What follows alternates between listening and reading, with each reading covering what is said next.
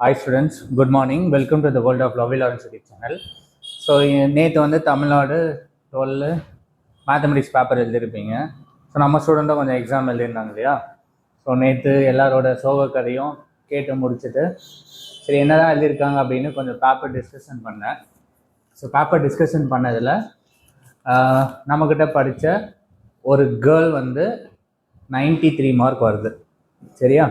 அவங்க என்ன பண்ணியிருக்காங்க அப்படின்னா, கொஸ்டின் பேப்பரில் கேட்ட கிரியேட்டிவ் கொஸ்டின்னு கிரியேட்டிவ் புக்குன்னு எல்லாமே ரொம்ப பயங்கரமாக சூப்பராக எழுதிட்டாங்க. நான் முன்னாடி புக்கை படிக்க சொன்னேன், என்னென்ன படிக்கணும்னு கிளியராக சொல்லியிருந்தேன். ஸோ புக்கை நல்லா படித்து எழுதிட்டாங்க. ஆனால் காலையில் 3:30 மணிக்கு எழுந்துச்சு புக் பேக் ஒன்று படிச்சிருக்காங்க. எக்ஸாம் ஹாலில் போயிட்டு புக் பேக் ஒன்றும் இல்லை, 5 கொஸ்டினை தப்பாக எழுதிட்டாங்க. ஸோ அதனால் 93 மார்க்கு. அந்த வேரியன்ஸ் கேட்டிருந்தாங்க இல்லையா, கம்பல்சரி 2 மார்க்கில், அதில் வந்து 7/2ன்னு போட்டிருக்காங்க. வேரியன்ஸ் ஆஃப் எக்ஸ் ஃபைன் பண்ணியிருக்காங்க. அந்த ஏ ஸ்கொயர் வேரியன்ஸ் ஆஃப் எக்ஸ் போடல, அதில் 7/2 போட்டதுனால அதில் ஒரு மார்க் போயிடுச்சு. ஸோ டோட்டலாக 6 மார்க்கிட்ட போயிருக்கு. ஸோ அங்கே எங்கே குறைச்சி பார்த்து ஒரு 92 or 93 வரும். ஸோ அவங்க தான் ஃபஸ்ட் மார்க்கு. நம்ம சென்டரில் படித்த ஸ்டூடெண்ட்டு, ஒரு கேர்ள் நேம் லித்தி. ஓகே, அப்புறம் இதெல்லாம் விடுங்க, நம்மளோட மஜா ஸ்டூடெண்ட்ஸ் கொஞ்சம் இருக்காங்க, ஒரு கேங்கு. எப்படின்னா தமிழ் மீடியம் பசங்க. சரியா? அந்த பசங்களுக்கு வந்து லாஸ்ட்டு ஒரு 1 மந்த்து தான் கிளாஸ் எடுக்க போனேன் நான். ஸோ இப்படிலாம் படிக்கணும் அப்படின்ற ஒரு ஐடியா தான் கொடுத்துருந்தேன் நான். இதெல்லாம் படிங்கப்பா, இப்படிலாம் கேட்பாங்க, இப்படிலாம் கொஷின்ஸ் வரும், நீங்கள் இதை மட்டும் படிச்சிட்டிங்கன்னா போதும். ஸோ இம்பார்ட்டண்ட்டை தாண்டி புக்கு கொஞ்சம் டீட்டெயிலாக படிக்கணும், எங்கெங்கேருந்து படிக்கணும் அதெல்லாம் கொஞ்சம் சொல்லியிருந்தேன். அவ்வளோதான். அதுக்காக அவங்க வாங்கின மார்க்குக்கு நான் தான் மெயின் ரீசன்னா ஒன்றுமே இல்லை.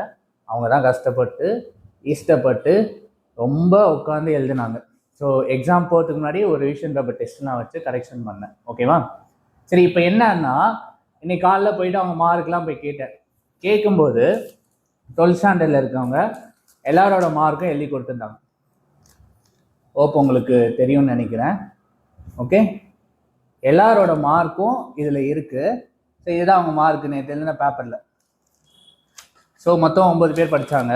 அதில் பிரதாப் வந்து 88, தினேஷ்குமார் 89, பார்த்தசாரதி 83, டெல்லி கணேஷ் 82, ரோஹித் 84, கேசவன் 82, சத்யமூர்த்தி 85, கிருத்திக் ரோஷன் 82, லோகேஷ் 86.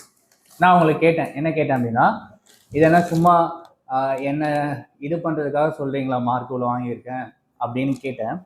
அதுக்கு அவங்க என்ன சொன்னாங்க, இல்லை சார் நாங்கள் இதெல்லாம் எழுதணும்னு சொல்லி நேற்று வந்து ஒரு சொல்யூஷன் பேப்பர் போட்டேன். இதே கொஸ்டின் பேப்பரில் தான் எல்லா சொல்யூஷனும் போட்டிருந்தேன். ஓகே, இதே கொஸ்டின் பேப்பரை எடுத்துகிட்டு போயிட்டு இதை வச்சு டெஸ்ட் பண்ண இடத்துல அவங்க என்ன தப்பு பண்ணியிருந்தாங்க அப்படின்னா, 5 மார்க் எல்லாமே கரெக்டு, செம்மையாக எழுதிட்டாங்க. எக்ஸாம் போகிறது முன்னாடி சாப்டர் எல்லாம் கொஸ்டின் கேட்பாங்கன்னு சொன்னேன், கம்பல்சரி கேட்டாங்க, நல்லா போட்டாங்க.